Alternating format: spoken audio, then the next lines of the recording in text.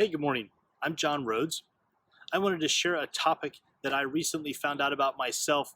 I didn't know it existed, and I've been trying to wrap my head around it and figure out how to apply it on a more regular and daily basis. I recently ran across Malcolm Gladwell's podcast, Revisionist History. And in 2019, in season 4, he spends several episodes talking about the idea of casuistry.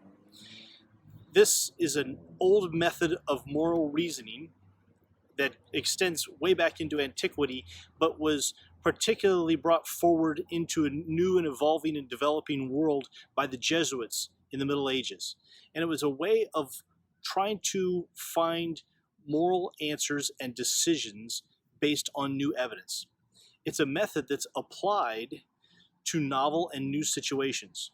So as the Jesuits were going out into the New World and exploring North America and South America, as they were being sent forward in their ministry, they were encountering things that had not been encountered in their positions before. And they had to make decisions, and expanding their idea of casuistry helped them to discern how to be moral and ethical in the world that they encountered, while still being true to their principles and values.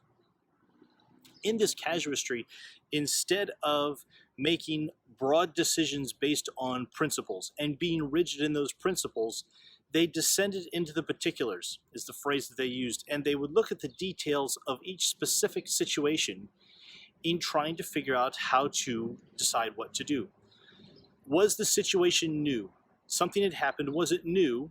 And then listening in detail to all of the specifics of that situation, to try and learn and listen as much as they possibly could before then looking for evidence of whether this situation had been encountered before, and then what was this new situation close to in regard to the current situation. Was it close to one situation or was it close to another? And in looking at those details, then being able to try and move forward. In order to move forward, though, they had to remove their own implicit biases from the conversation. A very difficult thing to do, but they worked very hard to remove their own presumptions and biases when making a decision. As I said before, this isn't a new topic for the Jesuits. Didn't invent this. They kind of expanded on it and made it a more common thing. But this is something that we see in Jesus and how he treated individuals. There wasn't a presumption in terms of not talking to people that weren't Jewish, or not talking to women, or not talking to Roman soldiers.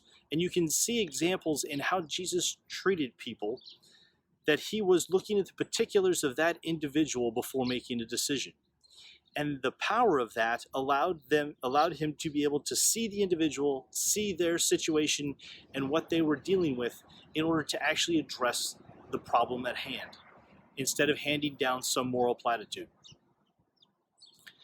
As Malcolm Gladwell is pointing out, and I agree and reinforce, that one of the things that may be missing from our current conversations is this idea of casuistry, this idea of listening deeply and considering the individual before we react.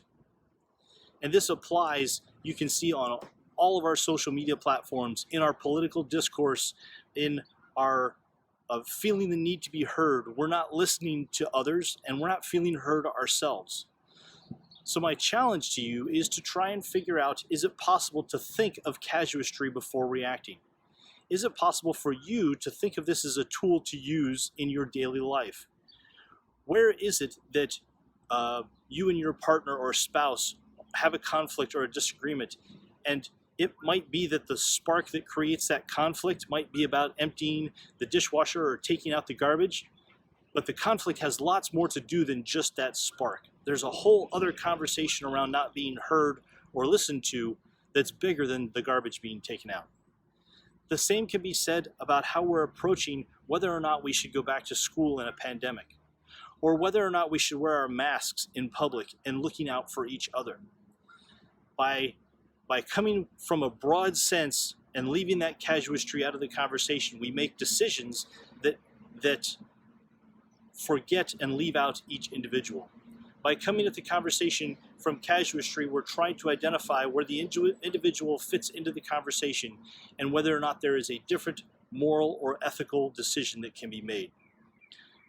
Please at least consider this idea, and my request is to try and see if you can practice it in any way, shape, or form during this week. I'd be happy to continue that conversation to see what it might look like for you. Please feel free to comment below. I'm John Rhoads. This is Rhoads Life Coaching. I hope you're able to find purpose and meaning in daily life.